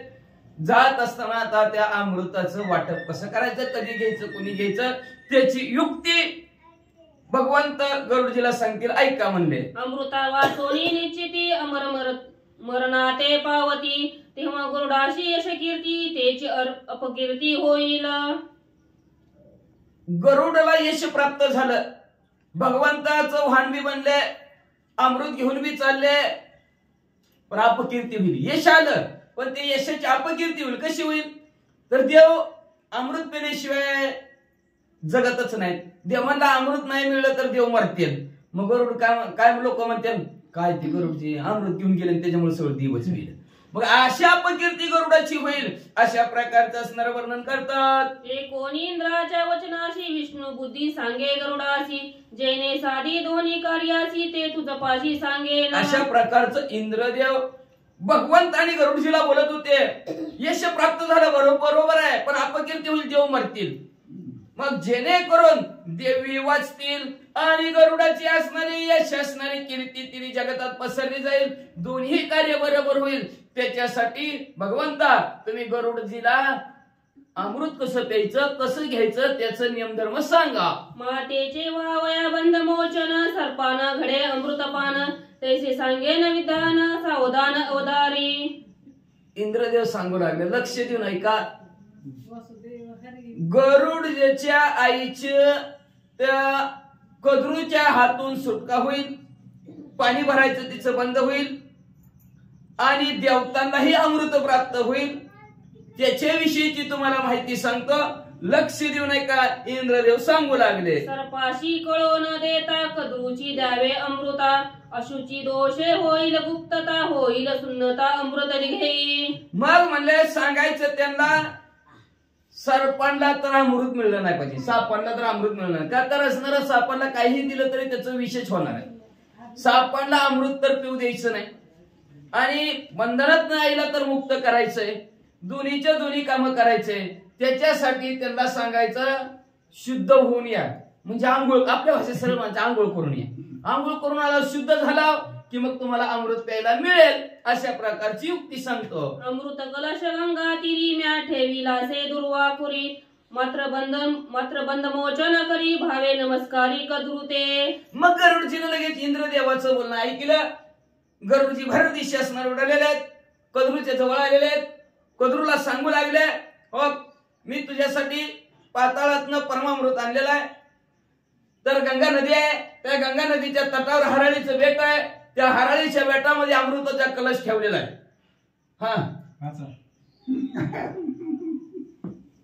तव करिता नमन कद्रू सेवेसी संतोषन करील मातेचे बंद मोचन उत्तर मनोन तुझाई. उत्तीर्ण माग म्हणले असणारा इंद्रदेव सांगू लागलेले आहेत. त्या हराळीच्या बेटामध्ये ठेवायचं आणि कद्रूला सांगायचं नमस्कार करायचा, माझ्या आईला सोड, त्या अमृताचा कलश आणि इकडे आईला सोड म्हणायचं, असं सांगायचं आणि जायचं. आणि मग जाता जाता मी म्हणलेलं आहे पुढचं आमच्या आम्ही बघतो, तू फक्त कलश दाखवायचा आणि आईला घेऊन जायचं. अशा प्रकारे तू तुझ्या आईच्या बंधनातनं तुझं काम ती परिपूर्ण होतील, त्यांच्या ऋणातनं तू मुक्त होशील, अशा प्रकारचं सांगू लागले. पुढे सर्पाशी अमृत पानू करुण देती सुरगन काका स्वरूपे झडपवून नेती आपण अमृत कुंभा. मग पुढचं हे सांगतो तुम्हाला. त्या अमृताचा असणारा घर त्या घराळीच्या बेटात ठेवलेला आहे. तुमचं काम संपलं, आईला तुम्ही घेऊन जायचं त्यांना दाखवून. बाकीचं काम आमच्या आम्ही करून टाकतो. आम्ही सगळे देव असणाऱ्या कावळ्याच्या रूपात येत आहोत आणि ते अमृत घेऊन जात आहोत, सापाला काय पिऊ देत ना, अशा प्रकारचं इंद्रदेव सांगू लागलेले. विष्णूची युक्ती गरुडाशी सांगे दैवी गती त्याची गरुडे धरोनी चित्ती कद्रू प्रति पै आला. मग अशा प्रकारे इंद्रदेवाने भगवंताला युक्ती सांगितली, भगवंतानी गरुडजीला युक्ती सांगितली आणि तीच मनाच्या ठिकाणी असणारा गरुडजीनं धरली. तिथनं असणारं उड्डाण मारलं, पाताळातनं बाहेर आलेले आहेत आणि कद्रू ज्या ठिकाणी थांबलेले आहे त्या कद्रूच्या जवळ गरुडजी आले. कुबेर दे रत्न कुंभासी अमृते भरोनिया त्यासी गरुड आला कद्रू पासी कद्रू गरुडासी संतुष्टली. कुबेर देवानी जी काय असणारा कलश दिलेला होता त्या कलशामध्ये गरुडजीनं असणारा अमृत भरलेला आहे आणि तो अमृताचा कलश कद्रूच्या जवळ आणलेला आहे. कद्रूनं बघितली, कद्रू म्हणले अरे बाबा आणलं का म्हणली, आणलं म्हणले, लय आनंद झाला. गरुडे पाचारोनी माता कद्रूपासी अमृत देता बंद निर्मुक्त वनिता उल्हास तई कद्रू. मग गरुडेने असणाऱ्या आपल्या आईला हाक मारली, विनीता आई इकडे आले. तो कद्रूला बोलव, तो त्या अमृताचा कलश घागर म्हणले अमृताची म्हणले असणाऱ्या कद्रूने बघितली. कद्रूलाही आनंद झाला. आनंदाच्या भरात तिने मोठ्याने त्या विनीतला हाक मारली. म्हणे धन्य विनीतेसी गरुड जन्मला तुझ्या घेऊन आला अमृतासी मुक्त मातेसी येणे केले. धन्य धन्य त्या विनीतेला म्हणू लागले, धन्य तुझी असणारी कुश पवित्र पोरं जन्माला यावी तर असली जन्माला यावी म्हणले असणार. धन्य तुझी आज कुश पवित्र झाली म्हणले असणार. काय मुलगा आहे म्हणले तुझा, म्हणले तुला असणार तुझ्यासाठी, तुला बंधनात मुक्त करण्यासाठी तो अमृत घेऊन आलेला म्हणले असणार आणि अमृताच्या बदल्यात आता तुला मी मोकळं करणार आहे. कोणी कद्रूचे वचन गरुड साष्टांगे करीन मन कद्रूने गरुडा अलिंगन आशीर्वाद निज विजयी. मग लगेच कद्रूने असणारा गरुडजीचं बोलणं ऐकल्याबरोबर गरुडजी असणारे आईच्या पाया पडलेले आहेत. आशीर्वाद घेतला, आलिंगन एकमेकाला दिलं आणि जाता जाता कद्रूच्या पाया पडल्याबरोबर कद्रूनं आशीर्वाद दिला, गरुडजी तुम्हाला यश प्राप्त होईल, तुम्ही तुमच्या कामामध्ये विजयी व्हाल असा आशीर्वाद दिला. अशुची स्पर्शता ते अमृत जेतेची ते होय गुप्त या लागी होऊन सुसूत्र स्वीकार समस्त अमृता ते. जाता जाता गरुडजी म्हणू लागले, कद्रू आई लक्ष देऊन आहे बघ, असणारा अमृत भरून ठेवलेला आहे, गार होईल. गार झालं तर मजा येत नाही, गरमच लागतं म्हणले. ते त्या अमृताचा समोर असणाऱ्या घरात ठेवलेला आहे. जर तुम्ही अशुद्ध असताना त्याला जर स्पर्श केला तर ती गुप्त होईल. म्हणून तुम्ही आता गंगा नदीमध्ये जावा, स्नान करा आणि स्नान केल्याबरोबर ते अमृत प्या साहेब. अमृत कुंभ गंगा तिरी मी ठेवीला दुर्वा खुरी स्नान करोनी सामग्री अमृताहारी बसावे. म्हणले त्या अमृताचे असणारी घागर गंगा नदीच्या तीरावर एक हराळीचं बेट आहे आणि त्या हराळीच्या बेटामध्ये आई साहेब ती कुंभ ठेवलेला आहे. लवकरात लवकर जावा, आंघोळ करा आणि पंक्तीला बसा, वाढाय लवकर येतो. अमृत कलश ठेवून गरुडे अक्रमिले गगन विनीता निर्मुक्त होऊन आली आपण निज धावी. अमृताचा कलश त्या हराळीच्या बेटामध्ये सगळ्यांनी देखत हो का, खोटं बोलत नाही. आपण ठेवला का, कदर म्हणजे ठेव बाबा ठेव आणि ठेवला. सगळ्यांनी बघितला. लगेच त्यांनी आपली भरारी आकाश मार्गात घेतली, गरुडची उडाले आणि ती विनीता होती तिची बी असणारी सुटका केली. ती आपापल्या घराकडे आली. आता अमृत प्यायची गडबड आहे का. अमृत सेवा वया प्रती सर्प अल्लादे स्नाने करीती तव कावळे अमृतार्थी नेने किती मिळावे. आता अमृत प्यायचंय, अतिशय आनंद सापडला झाला. आपण अमर होणार म्हणून असणारा साप पळतच म्हणले असणाऱ्या डबक्या असणाऱ्या त्या गंगा नदीत घेऊ लागलेल्या आहेत. डबकी घ्यायची, आंघोळ करायची, लगेच असणार अमृत प्यायचं असा विचार करतात. तेवढ्यात ती आतमध्ये डुबकळ्या घेतात. तवरच असणाऱ्या 33 कोटी देवाचा इंद्रदेव डोमकावळ्याच्या रूपात अमृताच्या कलशाजवळ आले. इंद्रासी अमृताचा कळवळा होऊन आला डोमकावळा अमृत कलश दडपोनी नेला सर्पी केला अहकार. मग इंद्रला अमृताचा लय कळवळा होता की होता का नाही. कोतर आमची लोक मरतेली की ज्याची त्याला पडलेलं असतंय. ती मला अमृताशिवाय जगतच नाही ते आमची लोक. म्हणून त्याला फार त्या अमृत आपल्याला हवंसं वाटत होतं. म्हणून तो डोमकावळ्याच्या रूपात इंद्रदेव आले आणि अमृताचा कलश उचलला, आकाश मार्गाने घेऊन चालला. तेवढ्यात सापाने बघितलं, कपाळावर हाणून घेतलं. अमृत नेता जडकरी ते सांडिले दुर्वा खुरी तेने दुर्वा अमर महीवरी अद्यापीवरी टवटवीत. आणि ती कावळ्याने असणार आता चोचीच उचलणार. ती आता चोचीच उचला लागलं की थोडं त्या घागरीत काढून अमृत खाली पडलं आणि हराळीवर पडलं. म्हणून हराळी अमर झाली. निराया खातर फवारा नाहीतर अजून काय फवारा, 4दा पलटी मारा, याच्याशिवाय निघतच नाही. हराळी सारखी टवटवीत. तेव्हापासून हराळी म्हणजे असणारी टवटवीत झाली, चिरंजीव झाली. अमृत नेता पैडोमकावळा सर्प सोडी ती विषाच्या गळाला नकुळ सुसहाय्य पावला सर्पा केला महामार. अमृत नेता पैडोमकावळा सर्प सोडी ती विषांच्या गळा नकुळ सुसहाय्य पावला सर्पा केला महामार. जवा म्हणले असणारा अमृत घेऊन कावळा उडालेला आहे. सापाने बघितलं गेलं, साप धावतच विषाची गरळ असणाऱ्या त्या कावळ्यावर सोडू लागले. पण कावळ्याचा वेग कुठं, साप कावळा आकाश मार्गाने ही खाल्लं असणार कालच्या कारणास्तमुळं आहे का नाही. त्यांचं पंख असतं तर त्यांनी अजून पराक्रम केला असता, कावळ्याचा पिछे केला असता. पण सूर्यदेवाने त्यांचं पंख कापलेलं होतं सापांचं. साप पृथ्वीवर पळू लागले, आकाश मार्गाने निघून गेला. मग अतिशय तेवढ्यात मुंगसाने बघितलं, मुंग सापांच्या पाठी माग लागलं. गरुड गती ते आकाशी नकुळती ते विवरासी वेगे येऊन सर्पापाशी युद्ध कंद नासी मांडिले. गरुड म्हणले आकाश मार्गाने निघून गेलेले आहेत. साप मला पृथ्वी तलावर त्यांच्या मागे असणार मुंगूस लागलेला आहे. असणारे ते विवरात घुसू लागले. तरी विवरात घुसू मुंगूस मारू लागलं. सवी कुबोरण्या फडा सर्प धावती अमृत चाडा गरुडे नकुळ धाडीला गाडा सर्पाशी झगडा तेने केला. असणार विखाच्या गरळ नकुलावर सोडू लागलेले त्या मुंगसावर. पण मुंगस काय त्याला दाद देना गेला. मुंगस कर कर कर कांढरा पाडत सापांचं पुढं सरकू लागले. केले दुखंड तिखंड पंचखंड एक सर्प केले नवखंड जे जे अतुर्बळी प्रचंड ते ते शतखंड एखादं 2 केलं, एखादं 3 केलं, एखादं 5 केलं, एखादं 9 केलं. जिल्हे अतुर्बळी माझ्यासारखा कुणीच नाही असं ज्याचं म्हणत होतं त्याचं तर 100 तुकडं केलं. सर्पी कवळेनी चौपाशी मारू जाती नकुळाशी गरुड पाठी राका आकाशी तेने तो सर्पाशी नाटोपे. मग सर्पांनी मिटिंगच भरवली. म्हणले आपण 4 बाजूने एक व्हायचं. म्हणले मुंगूस एकटं, त्याला मध्ये धरून आपण सगळ्यांनी चौकडून मारू असा विचार केला. तेवढ्यात वरून गरुडजीने बघितलं, वर्णत पंखाचा झपका लावला, भुई सपाट. घारी गीर गडरासी सेना सर्पा झडपोनी नेती गगना एव पन्न पाओनी कंदना अमृत पाने मुकले. घारी गिदार गरुडाची सेना म्हणजे वरनं आकाश मार्गात यायचं लगेच उचलून घेऊन जायचं वरनं खाली टाकून द्यायचं खिळखिळत सापवायचं असं म्हणजे असणार. असं गरुडजीनं घारीनं गिदडाने मुंगसानी म्हणून सगळे असणारे सळो की पळू सापडला करून टाकलं. त्याच्यामुळं त्या अमृताचा कलश थोडा थेंब सांडला होता का तिथपर्यंत सुद्धा जाऊ दिलं नाही. पण काही साप तिथपर्यंत गेलं. त्या हरळीला असणार त्यांनी चाटलं का नाही चाटलं वाचा.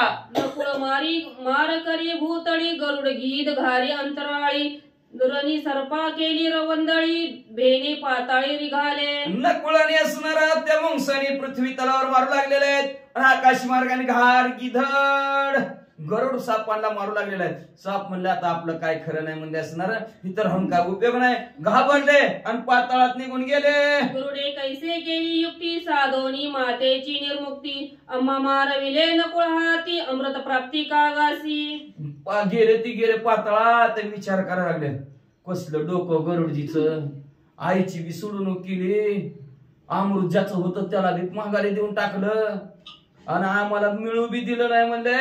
आम्हाला मिळू दिलं तर नाही ती नाही पण आम्हाला पृथ्वी तलावर सुद्धा ठेवलं नाही पाताळात नेऊन गाडलं. अशी मनातल्या मनात असणारे साप विचार करू लागले. काग नव्हे ते तिरे सुरवर या लागी गरुडे केला काही वार नकुळे केला महामार अति दुर्धर सर्पाशी. आणि म्हणलं अमृत प्राप्ती कावळ्यालाच म्हणले.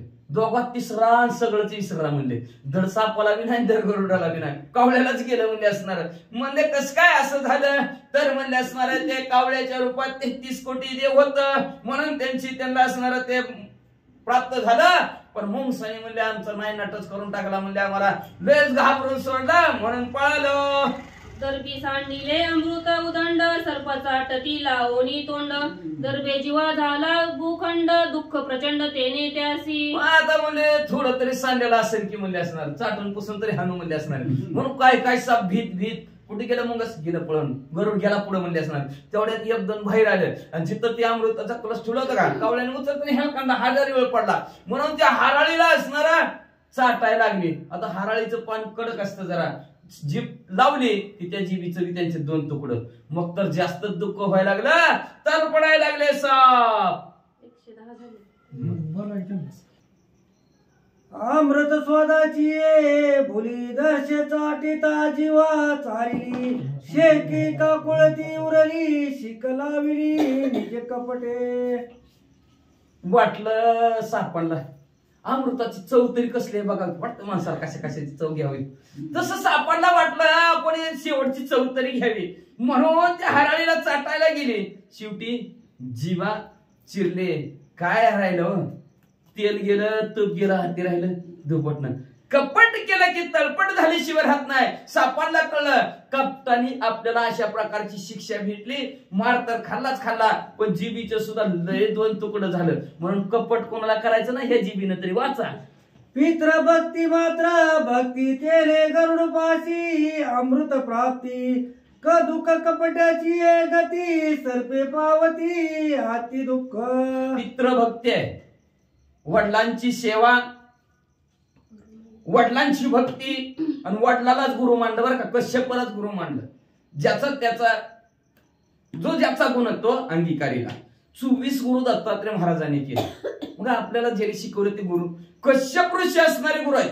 आणि आईची सेवा पितृवचन मातृभक्ती हीच विष्णूची महापूजा अनुभवनोय दुसऱ्या ह्याच्यातच देवाची भक्ती. आई वडिलांची सेवा केली की असणारी देवाची सेवा झाल्यासारखं पुण्य प्राप्त होतं का तर सर्व तीर्थाची धुरे माता पिता तयाच्या सेवे शरीर वेच कीजे असणार त्यांच्यासाठी असणारं शरीर जेवढं झिजवायचं तेवढं झिजवा. आई वडिलांसाठी देवाचं असणार हेच असणाऱ्या गरुडजीने असणारा जाणला गेला. पितृभक्ती आणि मातृभक्ती ह्याच्या जोरावर गरुडजीला अमृत प्राप्ती झाली. अमृताची प्राप्ती का तर अमृतावनी गोड नाम तुझे देवा. अमृतापेक्षा भगवंताचं गोड नाम आहे. त्या गोड नामाच्या जोरावर आई वडिलांच्या सेवेच्या जोरावर अमृताचे प्राप्त झाले. पण कद्रूला कपटाच्या जोरावर तिला स्वतःला बी दुःख झालं आणि शेवटी पोरांना सुद्धा दुःख. सद्भावे भगत्व प्राप्ती असद्रावे अधोगती भगवत भक्त दुःख प्राप्ती अभक्ता. सद्भाव अंतःकरणाच्या ठिकाणी निर्माण झाला की भगवंताची प्राप्ती,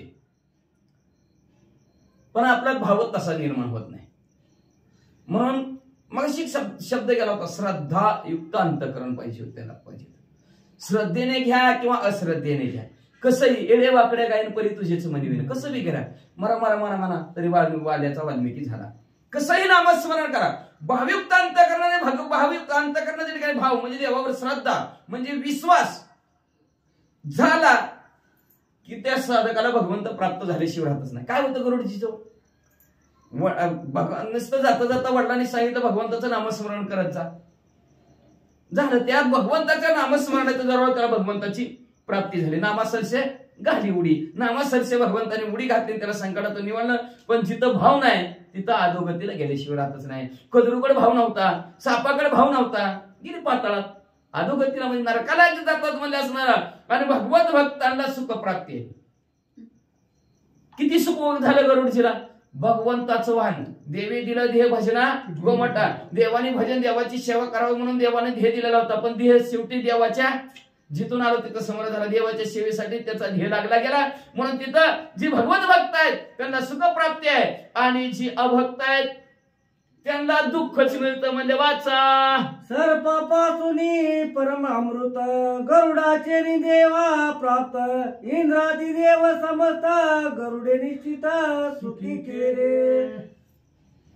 सापापासून अमृत सोडवलं आणि गरुडांनी देवाला प्राप्त करून दिलं.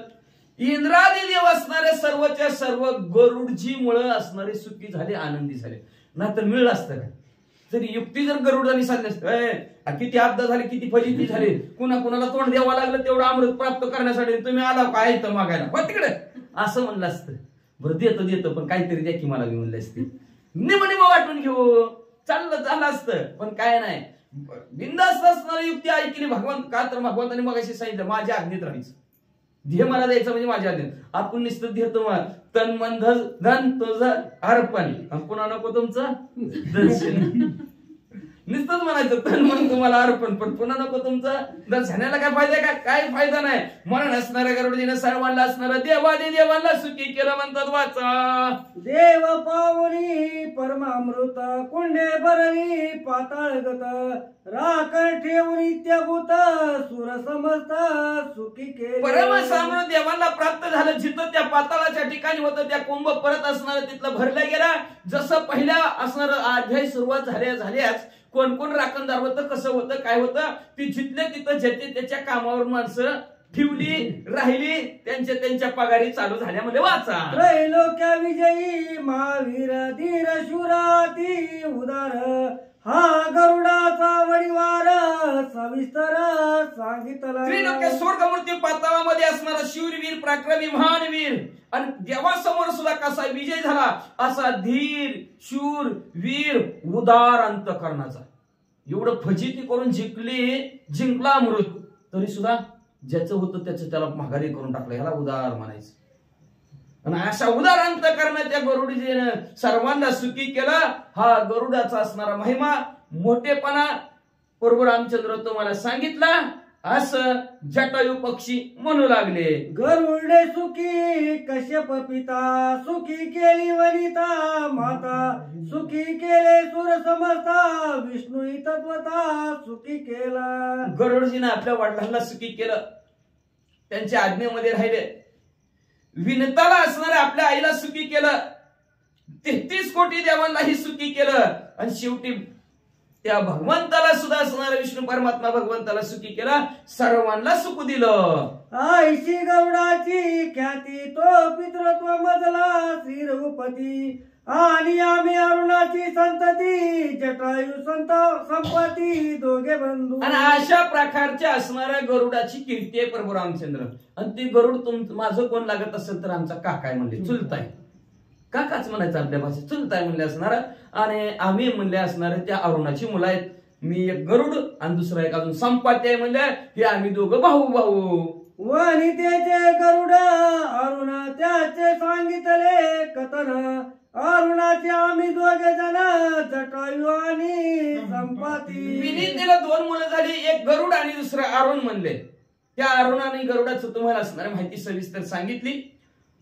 आणि अरुण असणारा त्या अरुणाचे आम्ही 2 जण गरुड आणि संपाती आहोत. आता त्या दोघांचं ऐका कथानक. अरुणा पित्याची आज्ञा चोख सूर्यवंशी व्हावे सेवक, ते जन्मले रघुकुळ टिळक विश्वतारक जगद्वंद. आमचे पप्पा आहेत, त्या पप्पांची एकच असणारी तळमळ होती आणि आम्हाला एकच आज्ञा होती. ऐका म्हणले, मी असणारा सूर्य देवाच्या रथाचं सारथ्य करतोय. सूर्याची गती माझ्या हातात आहे. मी थांबलो तर सूर्य थांबतोय. मग ह्या सूर्यवंशातील कुणी ना कुणी असणारा पुढे जन्माला येईल, त्याची आपल्या हातून सेवा घडावी. मी जशी सूर्याची सेवा करतोय तसंच पोरांनो तुमच्याही हातून असणारे सूर्यवंशात असणारे पुढे जाऊन प्रभू रामचंद्र असणारे जन्माला येतील. विश्वाला तारून नेणारे, एवढंच नाही जगात वंदनीय असे प्रभू रामचंद्र रघुकुल टिळक रघुराजाच्या वंशामध्ये त्यांचा असणारा कुलटिलक असणारे प्रभू रामचंद्र जन्माला येतील. त्यांची सेवा करा रे बाबांनो. याची लागी सूर्यवंशी शक्य केले दशरथासी, त्याचा तू श्रीराम भेटलासी आजी भाग्याची सौभाग्यता. याच्यासाठी तर सूर्यवंशातील दशरथ राजाला नमुची राक्षसाबरोबर युद्ध करत असताना मी मदत केली आणि ती मदत आज माझ्या कामाला आली. मदतीमुळे आमची असणारी बघा, आपण एकमेकाच्या कामात मदत जर केली काय आठवणीत राहतो माणूस. आपण म्हणतो त्याचा आपल्यावर लय उपकार झालं, आपण बी कधीतरी फेडायला पाहिजे. मग दोघांची मैत्री होती, शक्यत्व होतं. नाही मी लय संकटात सापडतो, ह्यांनी मदत केली आपल्याला असं ध्यानात धरतो. तसं दशरथ राजाने मला ध्यानात धरलं. गरुड असणारा जटायू म्हणतात, मी बी त्याला असणारे ध्यानात धरलं दशरथ राजाला. म्हणून दशरथ राजाची म्हणजे आम्ही असणारी तिथं सेवा केली, आमच्या वडिलांच्या आज्ञेनुसार म्हणजे असणारी मदत केली. आणि त्या मदतीच्या जोरावर आमचं भाग्य मोठं, नशीब मोठं, प्रभू रामचंद्र भेटले. आईशे बोलून या जान जटायू गाली लोटांगण, श्रीरामे दिदले आलिंगन समाधान तेने. अशा प्रकारचे जटायू बोलल्या. जटायूने प्रभू रामचंद्राला आलिंगन लोटांगण घातलं. प्रभू रामचंद्राने जटायूला उचललं, घट्ट असं आलिंगन आपल्या हृदयाला दिलं आणि जटायूलाही आनंद झाला, समाधान वाटलं, वळख पटली. आणि प्रभू रामचंद्राच्या बी मनात जी काय होतं राक्षस आहे बघा बरं. आता हे जे जर आता प्रभू रामचंद्र स्वर्गी चालूच आहे ते समुद्रात पलीकडचे देखील मुंगीचे हे अंतर झाले. मग का म्हणलं प्रभू रामचंद्राने गरुड असणाऱ्या जटायूला का म्हणलं ही राक्षस असं नाही, गिधडा म्हणले त्याला पहिल्यांदा सुरुवातीला. का लौकिक अर्थ जगाला दाखवायचंय, त्याच्याकडून त्याची माहिती काढून घ्यायची. प्रभू रामचंद्राचा सेवकाचा आहे का आपण म्हणतो की एखाद्याच्या मनात काही नेमकं बघून तरी घेऊन, तसं लौकिक अर्थ जगाला दाखवण्यासाठी प्रभू रामचंद्राचं हे नटनाट्य. आणि असो त्या नटनाट्यामध्ये असणारं शंका मनातली दूर केली गरुड असणाऱ्या जटायूनं. समाधान वाटलं, आनंद वाटला. आनंदाने दोघं काय करू लागले. आता तुझ पंचवटी वसता सेवा सांगावी श्री रघुनाथा बाबा, म्हणून चरणी ठेविला माता निज सेवकता मज द्यावी. मग लगेच असणाऱ्या जटायू उठल्या, प्रभू रामचंद्राच्या पायावर डोकं ठेवलं. पायावर डोकं ठेवून असणाऱ्या प्रभू रामचंद्राला म्हणू लागले, प्रभू रामचंद्र ह्या पंचवटीच्या ठिकाणी तुम्ही राहणार आहोत म्हणजे माझं भाग्य मोठं, नशीब मोठं, आता मला तुमची सेवा करायला भेटेल म्हणले. तर प्रभू रामचंद्र मी असणारा तुमचा असणारा सेवक आहे, तर तुम्ही मला काही काम सांगा, नोकर आहे मी तुमचा, मी तुमची असणारी जागच्या जागेवर सेवा करतो. पंचवटी सीता ठेवून श्रीराम आणि लक्ष्मण मृग मारू गेली दोघे जण, सीता संरक्षण मी करता. मी म्हणायचं नसतं पण जाऊ दे, मी म्हणलं आता इथं असं काय, मी म्हणलं की अहंकार निर्माण झाला नाही. तुम्हाला नाही, तुमचं बरोबर आहे, तुम्हाला नाही, तुमचं तुम्ही बरोबर वाचली, तुम्हाला नाही म्हणत. मी आपलं सांगायला लागलोय. प्रभू रामचंद्राला जटायू म्हणू लागलेले, तुम्ही पर्णकुटीच्या ठिकाणी सीता माऊलीला ठेवला आणि तुम्ही म्हणले त्या मोशलन पौर्णिमेला हरणाची शिकार करायला जाता म्हणले. आणि त्यावेळेस तुम्ही त्या हरणाची शिकार करायला गेला. सीता माऊली पर्णकुटीच्या ठिकाणी एकटेच असाल तर ते एकटा सीता माऊलीचं संरक्षण मी करतो, अशा प्रकारचं आश्वासन किंवा अशा प्रकारची तुमची सेवा मी करतो असं जटायू बोलू लागले. श्रीराम असता नसता मी रक्षण नित्य ते राक्षस भयाची कथा वार्ता मजा असता ते कैची. प्रभू रामचंद्र तुम्ही असो किंवा नसो, मी असणाऱ्या सीता माऊलीचं संरक्षण करतो म्हणजे असणार. आणि मी इथं असल्यामुळं कुठल्याच राक्षसाची इथं यायची टाप नाही, कुठल्या राक्षसाला घबरायची गरज नाही. मी असणाऱ्या डोळ्यात तेल घालून संरक्षण सीता माऊलीचं करतो. माझी या पराक्रमा पुढे राक्षस बळते बापुढे, कोण पाहिला आश्रमाकडे चौकडे मी रक्षीन. अहो माझ्या असणारा जी काय ताकद आहे त्या ताकदी त्या समोर मला राक्षस काहीच त्यांचं बळ चालू शकत नाही, काहीच करू शकणार नाहीत राक्षस म्हणले असणार. आपल्या आश्रमाच्या चारही बाजूकडून मी म्हणले असणाऱ्या सीता माऊलीचं रक्षण करेन. एकालाही वाकडी नजर नव्हे, एकालाही आपल्या आश्रमाच्या ठिकाणी पाऊल टाकू देणार नाही राक्षसांना. मी तराळ आश्रमापाशी घरटी करीन अरणीची, सुखे राहावे आश्रमाशी मी विघ्नाशी नेदिरी गो. बरोबर रामचंद्र, मी तुमचा मजूर आहे, सेवक आहे, नौकर आहे.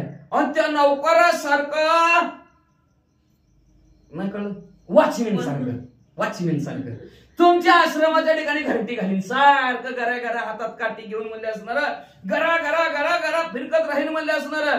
तुम्ही निवांत झोपा, निवांत आश्रमाच्या ठिकाणी राहावा. दिवस असो रात्र असो काळजी करू नका. इकडून कोणी येईल तिकडून कोणी येईल, आपलं चोरून येईल असल्या भानगडीत नका पडो. मी एका हातात काठी तोंडात सिटी फुर सारखं वाजवून म्हणले असणार तुमच्या घराभोवती घरघर फिरतो. करिता श्रीराम नामस्मरण विघ्नेतेची होय निर्विघ्न ते मी काय रक्षण दिन सेवा करीन सद्भावे. मी विघ्नाशी नेदिरतो, मी तुमच्यापर्यंत विघ्न येऊच देणार नाही. मी म्हणत होता बरं का, पण लगेच मनात असणारं परिवर्तन झालं बुद्धीच्या ठिकाणी.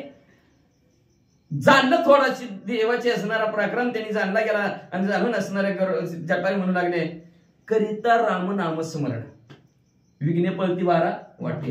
बरोबर रामचंद्राचं नामस्मरण जर केलं तर विघ्ने तिची होय निर्विघ्न, विघ्न पळून जातो म्हणले असणार. बरोबर रामचंद्राचं नामस्मरण केलं की मग मी तर ही नाही दीन आहे आणि मी कसं म्हणले तुमचं रक्षण करेल. बरोबर रामचंद्र म्हणले असणार, पण रक्षण करू शकत नाही, पण सेवा मात्र भावयुक्त अंतःकरणाने करू शकतो. बघा ह्याच्या पलीकडचं मी काय करू शकत नाही. गरुडजी बोलू लागले, आपलं जटायू बोलू लागलेले. पंचवटीशी जावे आवश्यक मार्गद्रष्टा मी सेवक, सीतामल सौमित्र रघु कुळ टिळक आल्हाद देख नेईन.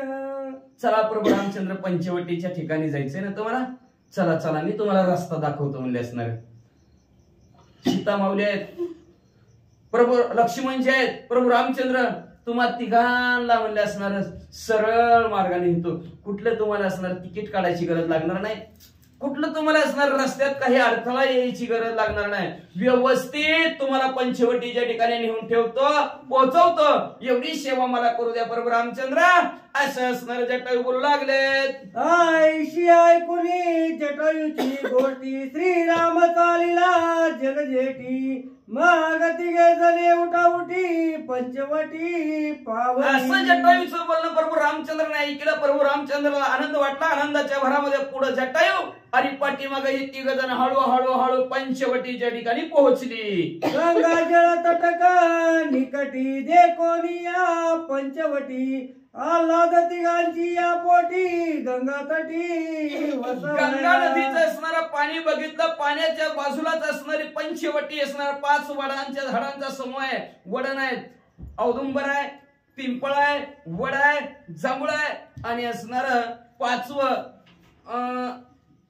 आवळा आहे. अशा ह्या 5 झाडांचा असणारा समूह आहे. आणि ह्या 5 झाडांचा समूह पाहिला, तिघांच्याही अंतःकरणाच्या ठिकाणी आनंद झाला. म्हणजे ही रम्य मनाला रमून टाकणारच ठिकाण आहे, आपण इथंच वास्तव्य करायचं असं तिघांनी ठरवलं. श्रीरामे वसवली पंचवटी, श्रीरामा सन्मुख दृष्टी, जटायुराये पर्वत पृष्ठी करीत गरटी.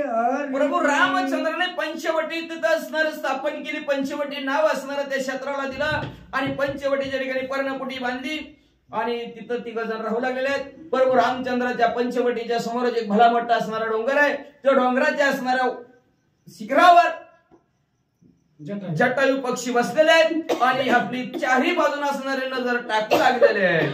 एका जनार्दना शरण श्रीराम सीता लक्ष्मण केले पंचवटीके आगमन राक्षस दान येतोनी. शांती ब्रह्म एकनाथ महाराज आपल्या सद्गुरू जनार्दन स्वामीला शरण गेले. शरण जाऊन म्हणतात प्रभू रामचंद्र लक्ष्मण आणि सीता माऊली तिघांचंही पंचवटिकेमध्ये आगमन झालेलं आहे. पंचवटीच्या ठिकाणी पोहोचलेले आहेत.